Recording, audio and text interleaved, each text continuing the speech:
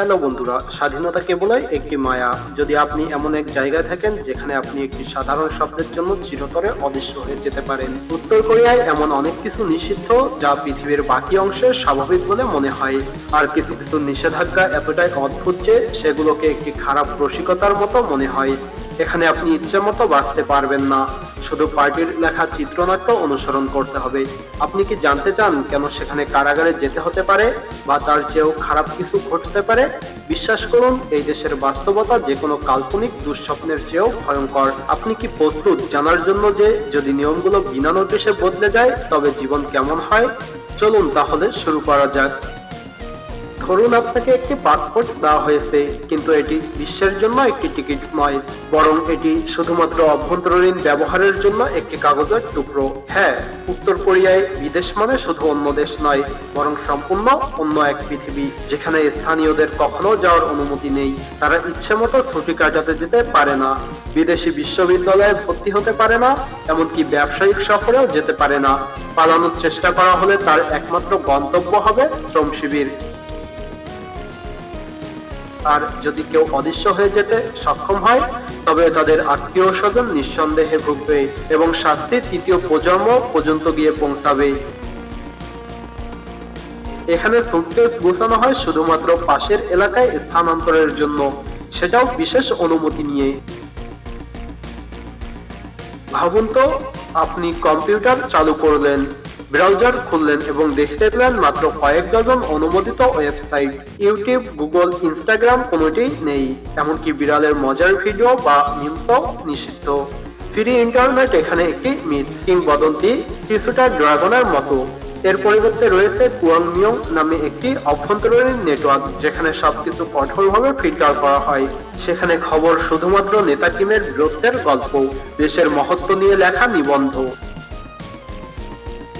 আপনি যদি জানতে চান প্যারিসের আবহাওয়া কেমন, তবে দুঃখিত, এমনকি ডিম সিদ্ধ করার পদ্ধতিও আপনাকে দেখাতে হবে সরকারি এনসাইক্লোপিডিয়ায়। ওয়াইফাই ভুলে যান, বাস্তব ইন্টারনেট কেবল নির্দিষ্ট কর্মকর্তাদের জন্য সংরক্ষিত, অথবা সেই হ্যাকারদের জন্য যারা পশ্চিমা সিস্টেম হ্যাক করে। সাধারণ মানুষের জন্য বিশ্বব্যাপী নেটওয়ার্কে প্রবেশের চেষ্টা করা মানে কারাদণ্ড।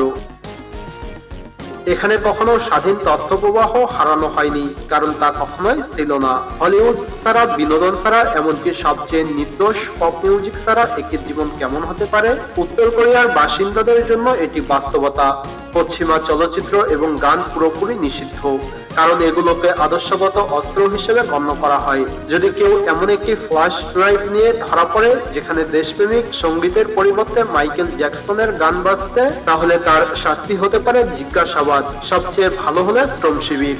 এখানে বিনোদন কঠোরভাবে ফিল্টার করা হয়, শুধুমাত্র নেতার গৌরব গাথা নিয়ে সিনেমা, পার্টির প্রশংসামূলক গান। বিদেশে থাকা কোনো বন্ধুকে ফোন করবেন? উত্তর কোরিয়ায় এটি কার্যত গুপ্তচর বৃত্তির কাহিনী। সাধারণ নাগরিকদের বাইরের পৃথিবীর সাথে যোগাযোগ সম্পূর্ণ নিষিদ্ধ। দক্ষিণ কোরিয়ায় আত্মীয়দের ফোন করার চেষ্টা করলে আপনার গন্তব্য হতে পারে শ্রম শিবির। অভ্যন্তরীণ ফোন পরিষেবা চালু থাকলেও তা কেবল দেশের ভেতরে সীমাবদ্ধ, আর সব কল নজরদারির আওতায়। চীনা মোবাইল ফোন পাচার করা ছাড়া বাইরের জগতের সাথে যোগাযোগের কোনো পথ নেই, কিন্তু ধরা পড়লে শাস্তি অত্যন্ত কঠোর। উত্তর কোরিয়ায় মত প্রকাশের স্বাধীনতা একটি কৌতুক। এখানে আপনি যা ইচ্ছে বলতে পারেন, শুধুমাত্র সরকারের অনুমোদিত কথাগুলোই। জীবনের কষ্ট নিয়ে ফিসফিস করাও ঝুঁকিপূর্ণ। কেউ যদি নেতা সম্পর্কে সন্দেহ প্রকাশ করে, তাহলে শ্রম শিবির নিশ্চিত। সংবাদপত্র, রেডিও, টেলিভিশন সবকিছুই সরকারি প্রচারণার হাতিয়ার, যেখানে সত্যকে আদর্শের কাছে আত্মসমর্পণ করানো হয়েছে। একটি অনিচ্ছাকৃত ভুল মন্তব্য শুধু স্বাধীনতায় নয়, জীবনও কেড়ে নিতে পারে। এখানে এমনকি ধর্ম সরকারের মালিকানাধীন। বাইবেল, পুরাণ কোনো পবিত্র গ্রন্থ এখানে বই নয়, বরং অবৈধ সামগ্রী, যার জন্য ক্ষমা নয় বরং কঠোর সাজা অপেক্ষা করছে। এখানে কোনো পুরোহিত নেই, কোনো মসজিদ নেই, এবং একমাত্র অনুমোদিত ধর্ম হলো নেতা কেন্দ্রিক ব্যক্তি পূজা। গোপনে প্রার্থনা করলেও পরিবার সহ শ্রম শিবিরে পাঠানোর ঝুঁকি থাকে। যদিও সরকার বিদেশিদের দেখানোর জন্য শো চার্জ পরিচালনা করে, যেখানে সবকিছু চিত্রনাট্য অনুযায়ী চলে। জিন্স এখানে শুধু পোশাক নয়, বরং মতাদর্শগত বিদ্রোহের প্রতীক। ড্যানিমকে পশ্চিমা পুঁজিবাদের পরিচয় বলে মনে করা হয়, তাই নীল জিন্স পরা কঠোরভাবে নিষিদ্ধ। শুধুমাত্র নির্দিষ্ট নকশার কালো জিন্স অনুমোদিত, তাও সরকারি নিয়ন্ত্রণে। ফেরার টাইট ফ্যাশনেবল কোনো কিছুই অনুমোদিত নয়। এমনকি চুলের স্টাইলও এখানে সরকারের অনুমোদিত হতে হয়। সরকার স্বীকৃত 15টি চুল কাটার ধরন আছে পুরুষ ও নারীদের জন্য। বিবাহিত নারীদের জন্য ছোট চুল রাখতে হয়, অবিবাহিতরা একটু লম্বা রাখতে পারে। পুরুষদের লম্বা চুল নিষিদ্ধ, কারণ এটি আদর্শগত শৃঙ্খলার পরিপন্থী বলে মনে করা হয়।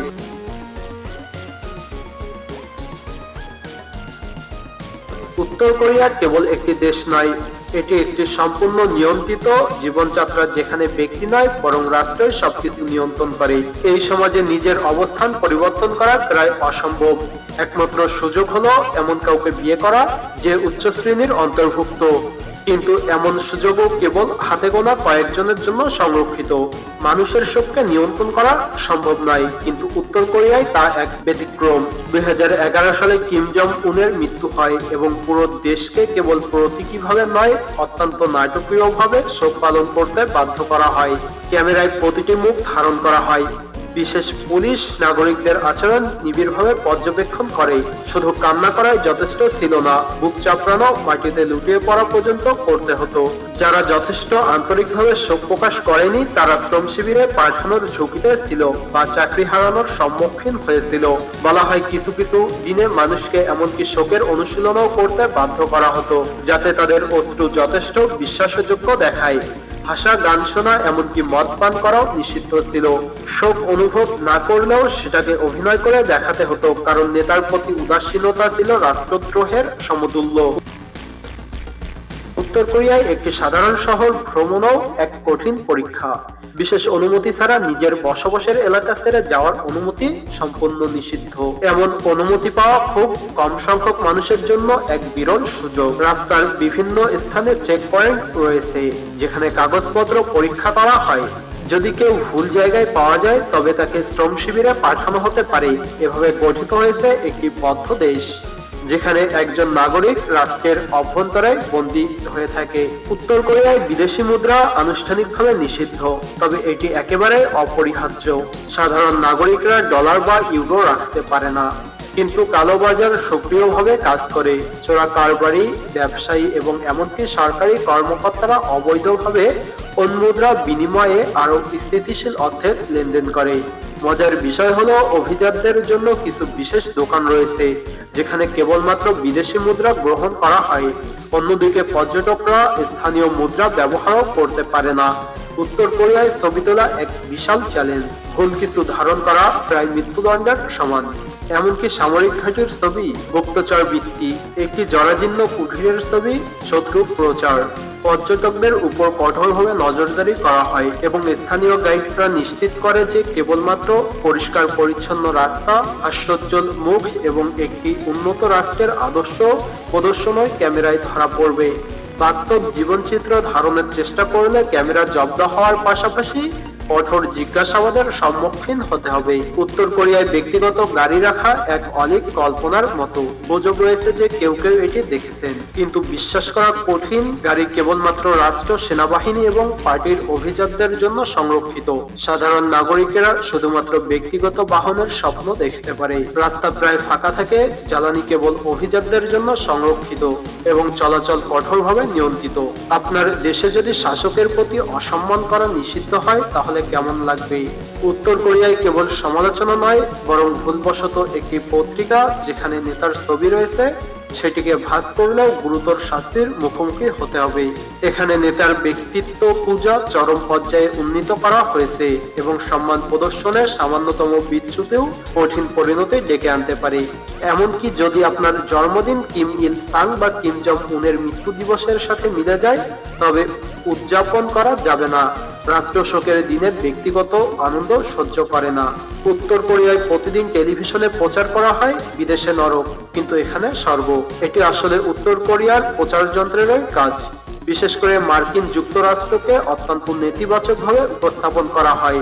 স্থানীয় টিভি চ্যানেলগুলোতে দেখানো হয় যে আমেরিকার শহরগুলো ধ্বংসস্তূপে পরিণত হয়েছে, রাস্তাগুলো ময়লায় ভরা এবং লক্ষ লক্ষ মানুষ তাঁবুতে বসবাস করছে, এক প্লেট স্যুপের জন্য লড়াই করছে। এভাবেই উত্তর কোরিয়ানরা বাইরের বিশ্বকে দেখে। কৌতুকের বিষয় হলো উত্তর কোরিয়ার জনগণের দারিদ্র্য এখানে স্বাভাবিক জীবনযাত্রার অংশ, কিন্তু সরকার এখনো তাদের বোঝাতে চায় যে এখানে সবকিছু ভালো। যদি কেউ বিশ্বাস করে তবে সে একজন অনুগত নাগরিক, কিন্তু সন্দেহ প্রকাশ করলে বিপদ। এভাবে একটি বিকল্প বাস্তবতা হয়ে ওঠে তাদের সরকারি জীবনযাত্রার অংশ। এবং সবচেয়ে ভয়ঙ্কর বিষয় হলো, যদি কেউ নেতাকে ক্ষমতা থেকে সরানোর সিদ্ধান্ত নেয় তবে সফল হওয়ার কোনো সুযোগ নেই। সেনাবাহিনী, গোয়েন্দা সংস্থা এবং গোপনচরদের পুরো নেটওয়ার্ক তৈরি করা হয়েছে, যেটি সামান্যতম হুমকিকেও ধ্বংস করতে প্রস্তুত। যদি কেউ অভ্যুত্থানের পরিকল্পনা করে তবে সে এবং তার পুরো পরিবার চিরতরে অদৃশ্য হয়ে যাবে এবং কেহই জিজ্ঞাসা করার সাহস করবে না তারা কোথায় গেল।